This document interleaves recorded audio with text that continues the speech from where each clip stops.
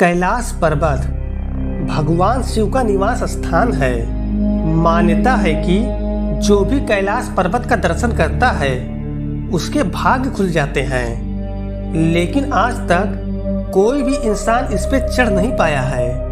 कई पर्वतारोही ने इस पर चढ़ने का बड़ा प्रयास किया, लेकिन वे कामयाब नहीं हुए। सोचने वाली बात यह है कि माउंट एवरेस्ट चोटी जो कैलाश पर्वत से 2200 मीटर ज्यादा है, उस पर 7000 से भी ज्यादा लोग चढ़ चुके हैं, लेकिन इस पर्वत पर आज तक कोई नहीं चढ़ पाया। इसलिए इस पर्वत को अजेय कहा जाता है। जिसने भी इस पर्वत पर चढ़ने की कोशिश की उसकी या तो मौत हो गई या फिर उसे रास्ते से ही लौटना पड़ा।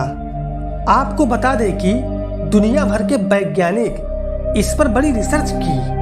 एक रिसर्चर के मुताबिक इस पर्वत पे चढ़ना असंभव है। एक पर्वतारोही कर्नल आरसी विल्सन जब इस पर्वत पे चढ़ रहे थे तो अचानक से भयानक बर्फबारी हुई, जिसके कारण उनका रास्ता जाम हो गया और उन्हें निराश होकर चढ़ाई को रोकना पड़ा। रूस के पर्वतारोही सर्गे सिस्टवाको ने बताया कि जब वे पर्वत के ऊपर पहुंचने ही वाले थे तभी अचानक से उनकी धड़कन बढ़ गई और कमजोरी महसूस होने लगी, सांस थमने लगी।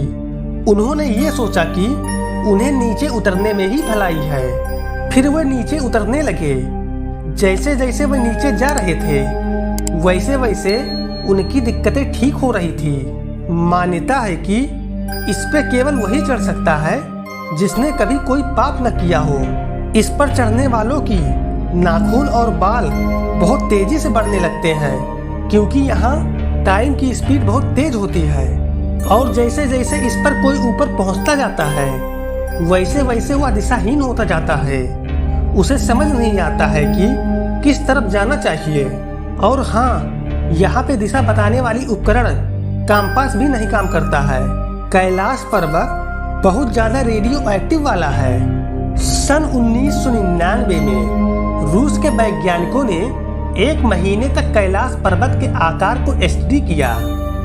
इस स्टडी से यह पता चला कि इस पर्वत की चोटी की बनावट तिकोना है, इसलिए उन्होंने दावा किया कि यह बर्फ से ढका एक पिरामिड है जो प्रकृति द्वारा निर्मित नहीं है, बल्कि किसी दिव्य पुरुष ने इसको बनाया है। कैलाश पर्वत को धरती का केंद्र माना जाता है और ब्रह्मांड का भी केंद्र माना जाता है। कैलाश पर्वत को धरती का केंद्र मानने का कई कारण है, जैसे यहाँ पे आसमान और धरती का मिलन होता है और यहाँ चारों दिशाओं का केंद्र बिंदु है। माना जाता है कि जब कैलाश से बर्फ पिघलती है तो सारे क्षेत्र में डमरू की आवाज सुनाई देती है, क्योंकि जिस पर्वत पे साक्षात महादेव विराजमान है वहां तो डमरू की आवाज सुनाई देगी ही।